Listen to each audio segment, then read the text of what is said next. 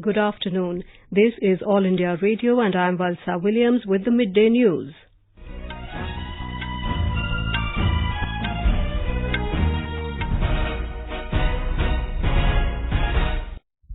The headlines. Prime Minister Narendra Modi holds bilateral talks with Japanese Prime Minister Shinzo Abe on the sidelines of the G20 summit in Japan. India and Japan agree to expand their strategic relationship. Union Home Minister Amit Shah reviews overall law and order and security situation in Jammu and Kashmir. Government extends the deadline for comments and suggestions on draft National Education Policy 2019 by 1 month. And in ICC World Cup, India to take on West Indies in their 6th round-robin match at Manchester today.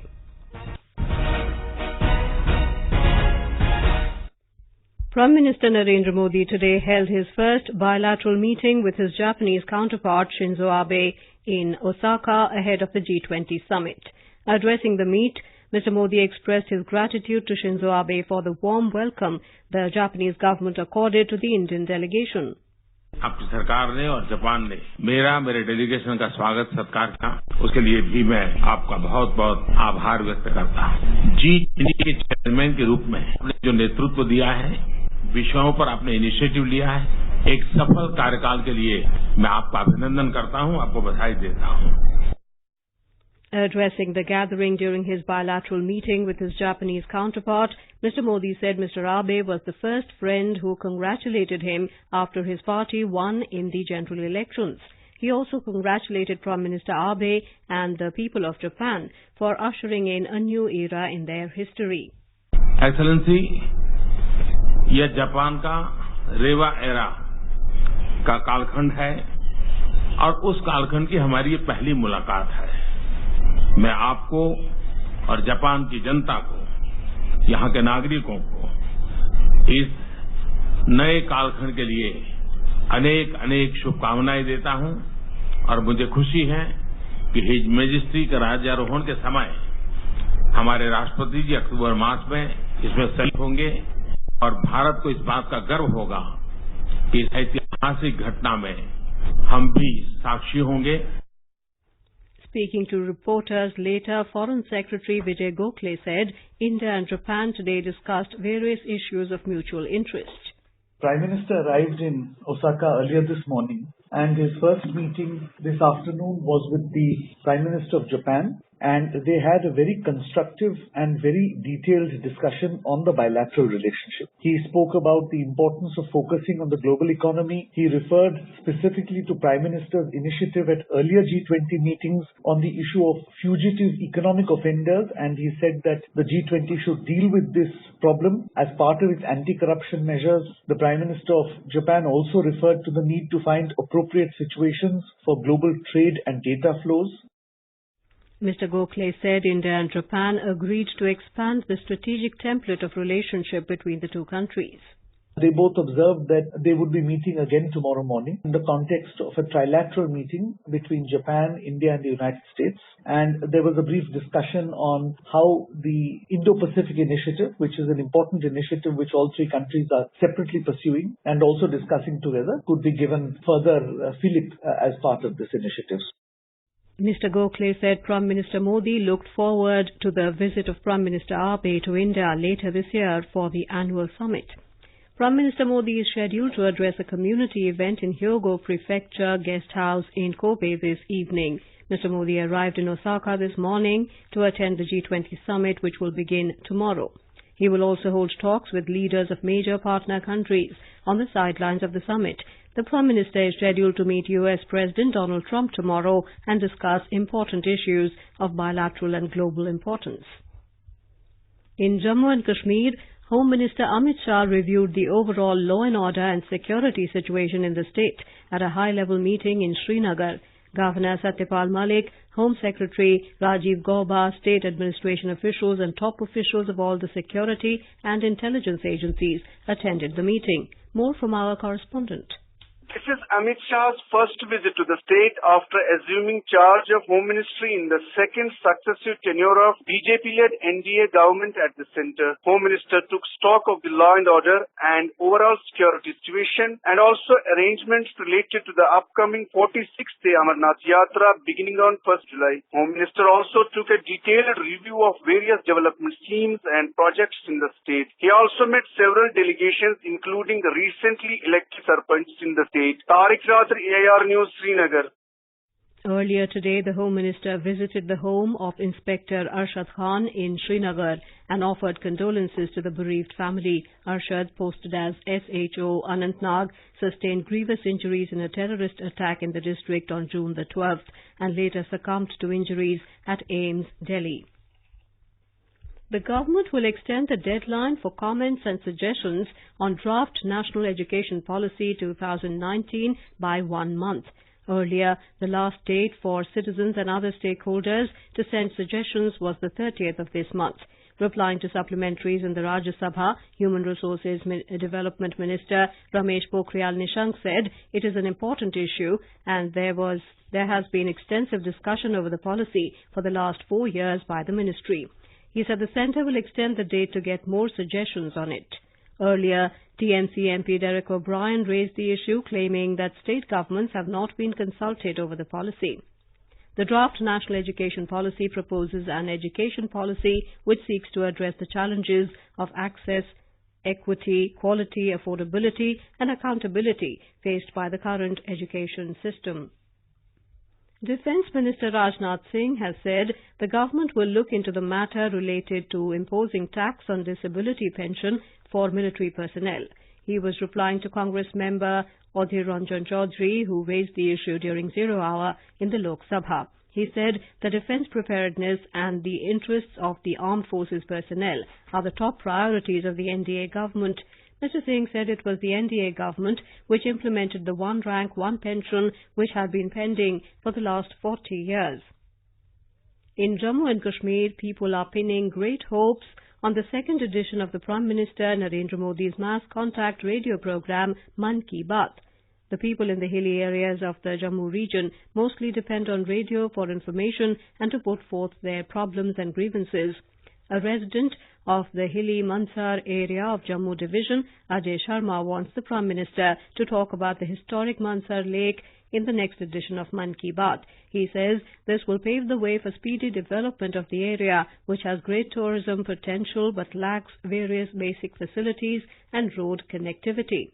He said, Mansar is a hilly area. A medium for entertainment is largely radio. We used to listen to the Prime Minister's Man Ki Baat with family and friends. We are happy and we welcome that Prime Minister will again address the nation through Man Ki Baat. We hope that PM will refer to Mansar Lake in this edition.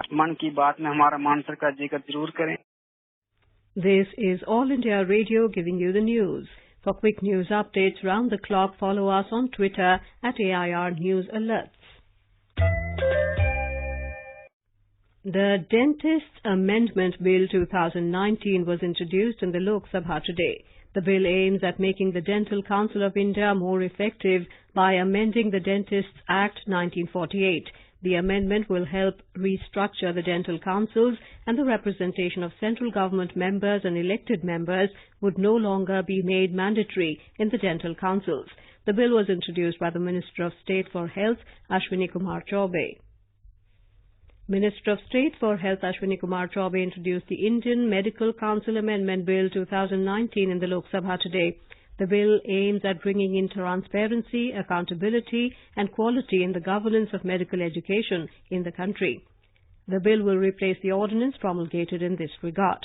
The bill also provides for supersession of Medical Council of India MCI for a period of 2 years with effect from the 26th of September 2018. During this period, the Board of Governors will exercise the powers and functions of MCI as assigned under the IMC Act 1956. The number of members in the Board of Governors will be increased from the existing 7 to 12. Minister of State for Human Resource Development Sanjay Dhotre introduced the Central Educational Institutions Reservations in Teachers Cadre Bill 2019 in the Lok Sabha today. The bill seeks to provide for the reservation of posts in appointments by direct recruitment of persons belonging to scheduled castes, scheduled tribes, educationally backward classes and economically weaker sections to teachers' cadre in certain central educational institutions. The bill will replace the ordinance promulgated in this regard. A total of 81,03,196 houses have been approved under the Pradhan Mantri Awas Yojana scheme from project proposals received so far from the states and union territories. This was informed by Minister of State for Housing and Urban Affairs Hardeep Singh Puri in the Lok Sabha today. 47,57,987 houses are at various stages of construction and 26,07,913 have been completed or occupied. In a written reply, he also informed that central assistance under the PMAYU is determined on the basis of proposals submitted by the states and union territories as per their housing requirements. It is met through budgetary resources as well as extra budgetary resources. Central assistance of 51,113 crore rupees have so far been released under the PMAYU.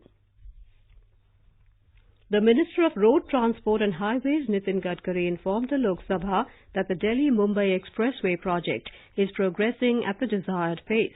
He said that the highway would be a boon to Rajasthan, Madhya Pradesh and Haryana. In reply to a question, he said this is the first highway to cover the tribal areas of Haryana, Rajasthan and Madhya Pradesh. The minister also requested the members to find out for themselves the reason for any road work that is delayed. He added that the government is ready to clear any bottleneck that poses a hurdle to the work. Finance Minister Nirmala Sitharaman assured that requests received for conducting banking examinations in regional languages will be looked into.